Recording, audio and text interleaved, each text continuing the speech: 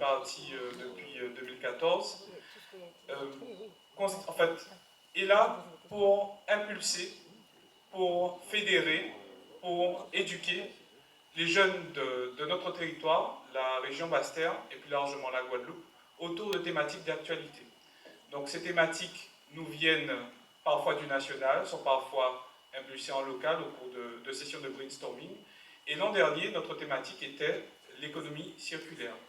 Donc autour de ces thématiques, le fonctionnement annuel est le suivant. Nous constituons des commissions qui sont des ateliers de réflexion qui regroupent 5 à 10 jeunes, donc en phase d'action pour limiter un peu, autour de thèmes d'actualité ou d'intérêt économique.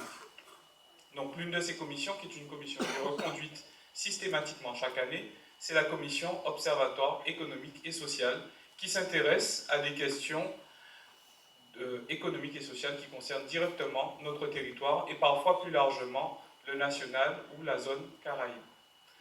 Donc alors, concernant l'économie circulaire, comme je vous disais, la Jeune Chambre économique de la Basse-Terre fédère, impulse, éduque. Donc derrière la notion même d'économie circulaire, ce n'est pas une notion nouvelle, clairement. Il y a de nombreux dépôts de données qui existent, notamment fournis par l'Institut de l'économie circulaire, mais aussi l'association ORE. Mais ces dépôts ne sont pas attractifs d'emblée pour le Guadeloupéen lambda. Donc l'idée qui nous est venue, vu notre contexte insulaire, donc du coup tout ce qui est production de déchets, tout ce qui est consommation représente un enjeu économique et un enjeu quelque part vital pour nos territoires. Ça a été dans le cadre de ce thème national de l'économie circulaire de générer une émulation locale autour des 7 piliers de l'économie circulaire. Donc pour les nommer de façon un peu plus exhaustive, donc le recyclage, l'approvisionnement durable, l'éco-conception, l'écologie industrielle et territoriale, l'économie de la fonctionnalité, la consommation responsable et l'allongement de la durée d'usage. Les contraintes, c'est quoi? D'emblée, je les cite comme ça, les 7 piliers de l'économie circulaire, ça ne vous parle pas plus que ça. C'est tout à fait normal, vu que bon, nous ne sommes pas spécialistes du domaine, mais nous avons quand même quelque part, dans nos pratiques quotidiennes, dans notre fonctionnement en tant que citoyen guadeloupéen, une conscience que cette thématique de l'économie circulaire constitue un enjeu. Donc le premier point, c'est de faciliter l'accès et la participation à une réflexion locale. Et ensuite, de conserver une trace de cette réflexion individuelle qui au final devient mutualisée pour restituer quelque part et pousser des initiatives qui pourraient engendrer de l'activité économique ou bien de plus grandes collaborations au niveau local.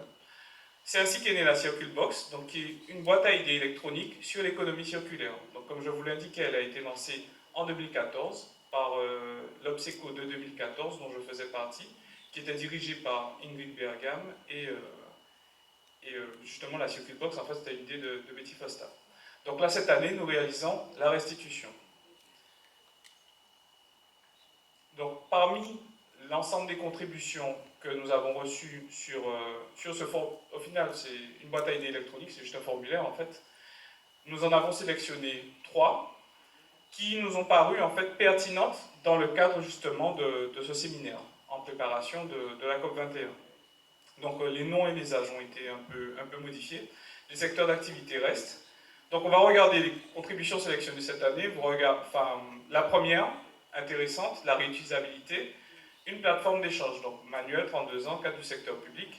L'idée serait de mettre en place une plateforme permettant aux entreprises de Guadeloupe d'échanger et de mettre en commun des énergies, des ressources ou du matériel non utilisé. On regarde, nous avons quelques zones d'activité ici, où quelque part les entreprises ont une proximité physique. Cela pourrait favoriser justement l'échange, la mutualisation de moyens au niveau d'entreprises d'une même zone d'activité. Une seconde idée que nous avons retenue, c'est la collecte des contenants. Donc la WENS, 26 ans, agent territorial. Tout comme les pharmacies proposent aux clients de reprendre leurs médicaments usagés, c'est vrai, il serait possible d'organiser la collecte des contenants, bocaux, canettes, verres, sur les lieux même de leur commercialisation. Là, on pourrait même aller plus loin et envisager en fait la mise en place de circuits de collecte de contenants directement au niveau des épiceries, des supermarchés. Par exemple, on est sur un territoire insulaire, en même temps ça nous offre pas mal de possibilités en fait, vu la proximité des différents acteurs. Enfin, la dernière, pourquoi je l'aborde en dernier? Parce qu'elle a une valeur aussi, je ne vais pas dire sentimentale, mais traditionnelle, qui a son importance ici, puisque enfin, on est vraiment dans une revendication identitaire. Promouvoir le jardin créole. Donc le jardin créole, qu'est-ce que c'est? C'est le jardin traditionnel en fait qui avait usage dans le temps et qui tend à disparaître avec enfin, avec la société de consommation telle qu'on la connaît, donc l'urbanisation galopante, la désertification rurale. Donc cette idée c'est quoi? C'est de revaloriser l'entretien et le développement de jardins créoles coopératifs, ce qui permettrait, au travers d'une initiative touchant à la fois des particuliers et des professionnels, de créer de l'emploi et de diminuer l'impact écologique des productions vivrières agricoles. Donc ce sont trois idées en fait qui ont été restituées telles quelles, c'est-à-dire que les contributeurs qui ont posté sur notre site ont, à quelques mots près, posté des idées telles quelles. Donc tout ça pour dire quoi? Que lorsqu'on prend le temps d'informer une population, bien, il est tout à fait possible en fait que cette population s'implique dans la vie économique du territoire, ne serait-ce que c'est un premier pas par des idées qui par la suite peuvent se concrétiser en projet. Je vous remercie de votre attention. Donc là, vous avez 3 photos. Donc l'Obséco de l'an dernier, une seconde avec l'ADEME, justement, lors de la présentation de la Circuit Box. Et la dernière, c'est l'Obséco de cette année. Voilà, merci beaucoup. Merci beaucoup.